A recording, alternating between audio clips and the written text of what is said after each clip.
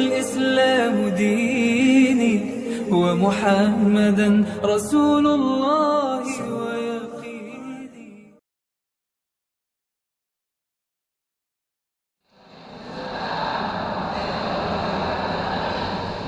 الحمد لله الذي يتقبل من عباده المتقين المخلصين، وصلاة الله وسلامه على إمام أهل الإخلاص حبيبنا سيدنا محمد وعلى آله المطهرين وأصحابه الطيبين والتابعين لهم بإحسان إلى يوم الدين. اللهم يا ربنا ارزقنا الصدق في التوبة والإخلاص في العمل، واحشرنا يوم القيامة مع زمرة المخلصين. ارزقنا يا ربنا التوبة قبل الموت والشهادة عند الموت والجنة بعد الموت. أما بعد, yang kami cintai, yang kami muliakan para hadirin dan hadirat, para pemirsa TVRI yang semoga senantiasa dimuliakan oleh Allah dimanapun Anda berada. Berbicara tentang ikhlas, ikhlas adalah ruh daripada amal kita.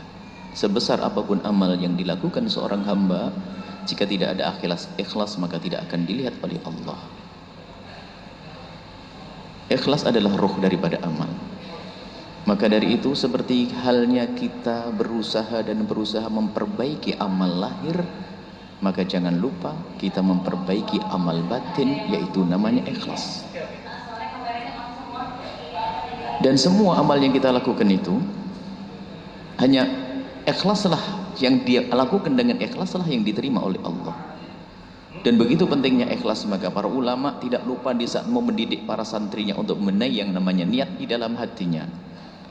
Dalam kitab kecil yang sangat masyhur dengan Arba'in Nawawiyah pun disebutkan di hadis pertama adalah innamal a'malu binniyat. Imam Ghazali dalam kitab Ihya-nya dengan detail membahas tentang niat, karena niat ini adalah membenahi hati agar ikhlas di dalam beramal. Dan akan tapi kita harus waspada bahwa begitu pentingnya ikhlas, maka yang namanya iblis akan merusak kita melalui penghapus ikhlas, namanya riya. Ini termasuk senjata pamungkasnya iblis, namanya riya, membisikkan kepada kata riya. Sehingga sebesar apapun amal yang dilakukan seorang hamba, karena riya jadi temannya iblis dan dia tepuk tangan. Sehingga kadang iblis menyuruh kita melarang bersedekah. Begitulah bagaimana iblis itu, madakhil syaitan itu bagaimana masuk ke hati kita. Mula-mula melarang kita berbuat baik.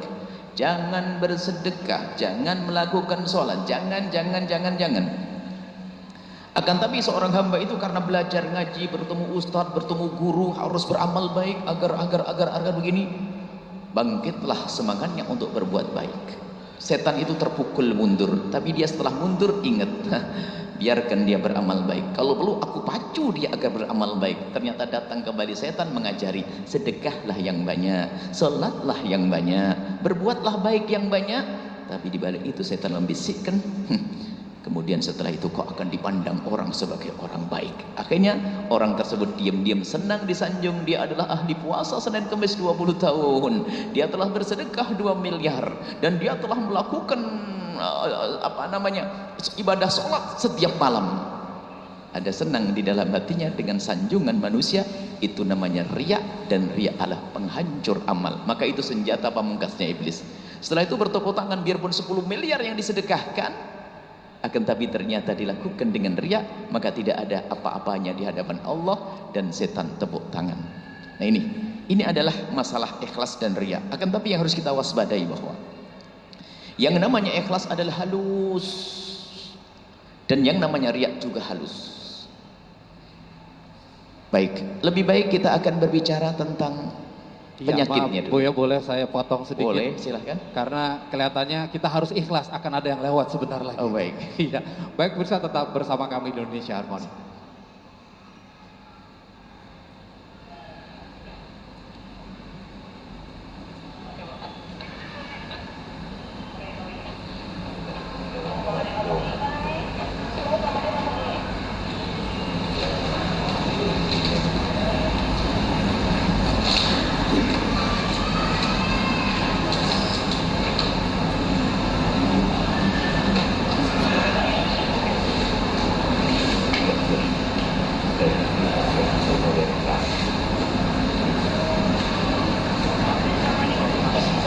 ada gerak. Saya nggak lihat. Kasih biar saya lihat. Biar saya nurunkan.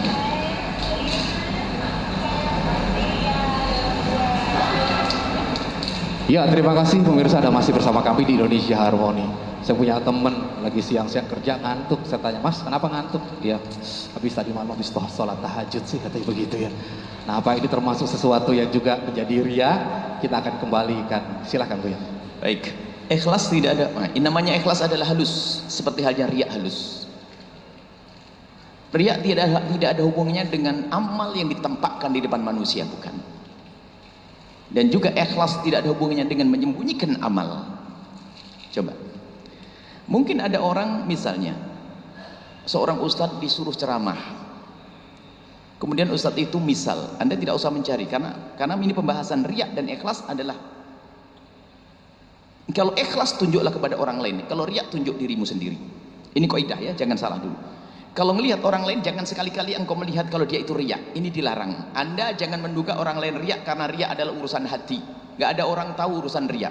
Begitu halusnya riya, sampai dikatakan Nabi, yang namanya riya asyirku khafi itu, syirik yang tersembunyi yang namanya riya itu akhfa min dabibin namlatis sauda ala sohrotis somma fit lailatul dhulma. Yang namanya riya itu perusak amal itu, lihat, begitu lembutnya, lebih lembut dari langkah, bukan kakinya, langkah kaki semut hitam berjalan di kegelapan malam di atas batu hitam. Anda pikir begitu lembutnya?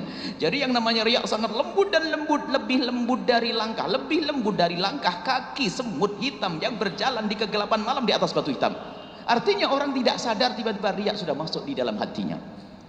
Begitu juga namanya ikhlas halus. Makanya Anda, karena riya yang tahu hanya Allah, Anda jangan sekali-kali berkata si fulan riya, si fulan riya, si fulan riya. Karena itu belum tentu riya. Sebab riya adalah urusan hatimu dengan Allah. Jangan ngurus hatinya orang dengan Allah, sebab Anda tidak tahu hatinya orang. Ikhlas pun demikian. Ikhlas hendaknya kalau kita menunjuk orang lain, iya ikhlas. Tapi kalau Anda sudah berkata, aku ini ikhlas, Anda sudah ikhlas. Karena ikhlas di dalam hati, kalau sudah kau keluarkan dalam lidahmu, berubah. Itu kan ikhlas lagi. Coba kalau saya berkata, saya ikhlas. Loh, kenapa kau kasih tahu saya? Bukankah urusanmu dengan Allah? Kenapa kau kasih tahu aku? Aku ikhlas. Jangan katakan itu. Kalau Anda menunjuk, orang itu ikhlas boleh. Tapi kalau Anda berkata, aku ikhlas, jadi bermasalah. Baik, saya cerita. Suatu ketika mungkin ada seorang penceramah atau ustaz, kalau kemana-mana, tidak mau dikasih duit. Enggak mau. Baik. Apakah yang demikian itu pasti ikhlas? Sebentar, Anda tidak berani jawab karena diancam nanti ya. Ketahuilah bahwa Anda tidak boleh mengatakan orang lain riya. Tapi kalau itu adalah Anda yang tidak menerima dikasih duit, waspadalah Anda. Belum tentu Anda ikhlas. Maksudnya diriku sendiri. Kalau aku ceramah lalu aku tidak dikasih duit, belum jaminan kalau saya ikhlas. Karena bisa jadi di saat aku tidak mau dikasih duit itu, aku hanya ingin dibilang orang paling ikhlas di Bogor. Berubahlah yang katanya ikhlas menjadi tidak ikhlas. Makanya yang namanya ikhlas halus. Begitu juga yang namanya riya. Anda jangan sekali-kali mengatakan orang lain itu riya, karena Anda tidak tahu kalau itu riya. Riya halus yang tahu hanya Allah. Riya halus lebih lembut dari langkah kaki semut hitam. Bagaimana Anda tahu? Hebat benar. Bagaimana semut hitam saja, bukan kakinya, bukan langkahnya. Kadang-kadang semut tiba-tiba sudah ada di hidung kita. Itu riya, tiba-tiba sudah ada di hati kita. Maka Anda jangan sok tahu riya yang ada di hatinya orang. Mungkin ada suatu ketika ada orang bersedekah di masjid, lalu berbisik kepada ketua DKM masjid di Jawa Barat. Kalau di Jawa Timur takmir masjid. Berbisik kepada ketua takmir masjid, Pak Haji, tolong saya telah bersedekah ke masjid, tapi tolong setiap hari Jumat diumumkan kalau saya membantu masjid ini 10 juta rupiah. Riya atau ikhlas? Riya. Hebat sekali Ibu, sudah saya kasih tahu jangan nunjuk orang lain riya, tapi Anda sudah mengatakan riya. Belum keluar dari majelis Anda sudah melanggar. Anda tidak tahu kalau itu ikhlas atau riya. Sebetulnya orang tadi belajar ikhlas, bahkan dia sangat ikhlas, karena dia nyumbangnya 100 juta, cuman minta diumumkan 10 juta. Ayo. Makanya jangan nuduh orang lain riya, sudah salah, tobat, minta ampun kepada Allah Subhanahu wa taala. Jangan mengatakan orang lain riya. Ini pembahasan riya ikhlas ini panjang. Tidak cukup hanya 45 menit ini. Di luar televisi nanti sambung lagi. Ini masalah berat. Orang sering tertipu dengan amalnya, seolah-olah dia sudah beramal baik, ternyata dicari di akhirat tidak ada. Sampai digambarkan dalam satu hadis, ada orang dibawa amalnya oleh malaikat ke pintu 1, pintu 2, pintu 3 sampai kepada Allah. Pintu 2, pintu 3 lolos. Malaikat yang bawa pun tidak ngerti kalau itu adalah amal yang tidak ikhlas. Sampai di hadapan Allah ditolak, kembalikan kepada orang itu dan lemparkan ke neraka jahanam. Maka dari itu yuk kita belajar ikhlas. Ada cara belajar ikhlas itu bermacam-macam.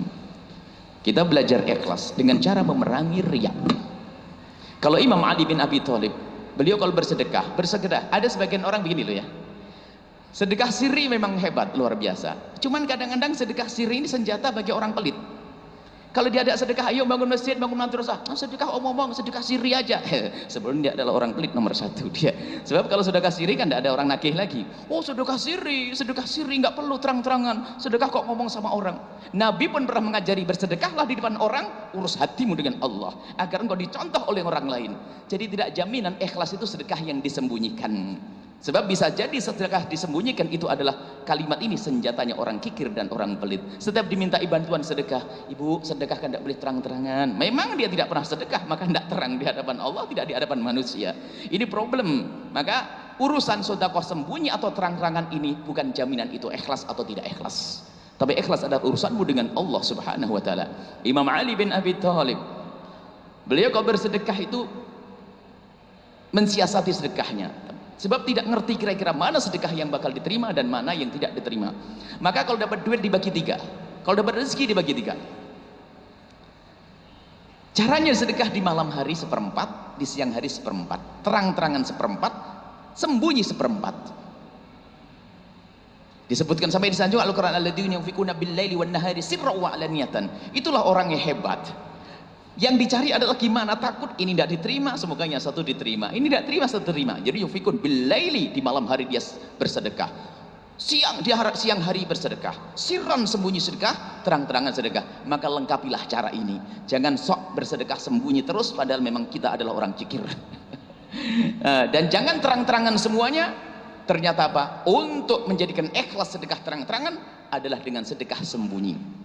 Kalau Anda merasa riak dengan terang-terangan dan Anda merasa menyesal, maka mudah cara mengembalikannya. Contoh, Anda sedekah 100 juta. Kemudian setelah itu Anda keceplos, aduh kemarin saya nyumbang 100 juta. Ketahuan orang nih, gimana ini? Kan setiap dosa ada tobatnya kecuali menyekutukan Allah kan. Gimana 100 juta yang sudah terlanjur dan saya disebut tadi disanjung, saya senang nih, gimana agar pahala saya tetap utuh nih, gimana caranya? Aduh sayang dong 100 juta hilang pahalanya di hadapan Allah. Saya nggak mau 100 juta saya itu hilang di hadapan Allah Subhanahu wa taala. Kalau begitu saya ambil 100 juta. Gimana caranya? Sembunyi-sembunyi sana, baru sedekah sembunyi 100 juta juga. Oh, berarti 100 juga yang hilang akan kembali karena kita sembunyi 100 juga. Ambil dengan 100 juga sembunyi. Jadi sesaat begini.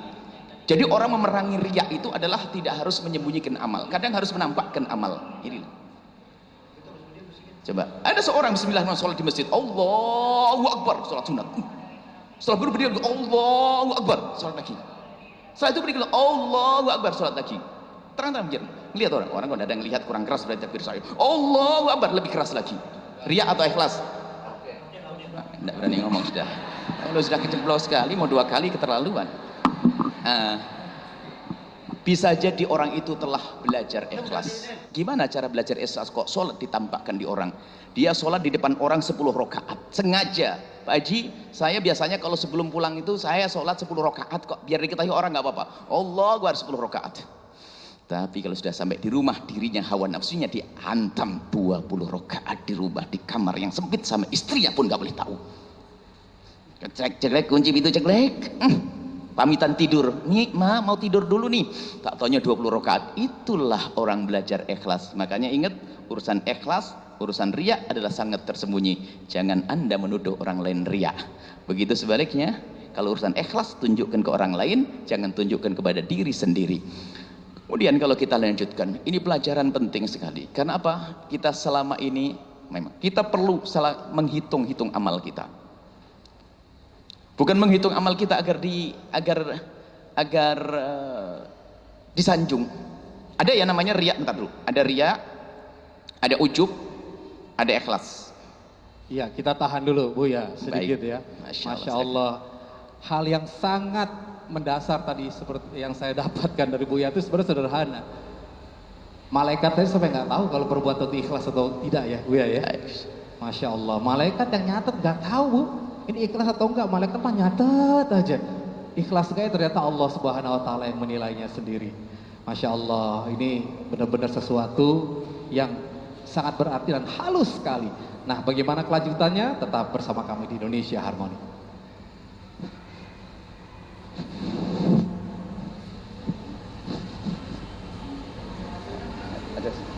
Ada sesi lagi? Oh iya, sebentar dulu. Ini tanya jawab apa langsung penjelasan? Karena tadi ada yang belum kelar sedikit antara ria, ujub dan sebagainya gitu.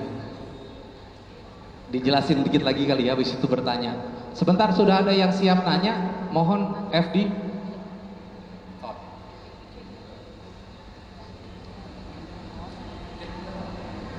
Yang mau bertanya? Yang pasti mau bertanya. Siapa kira-kira? Ambil mic-nya. Saya buka dulu ya.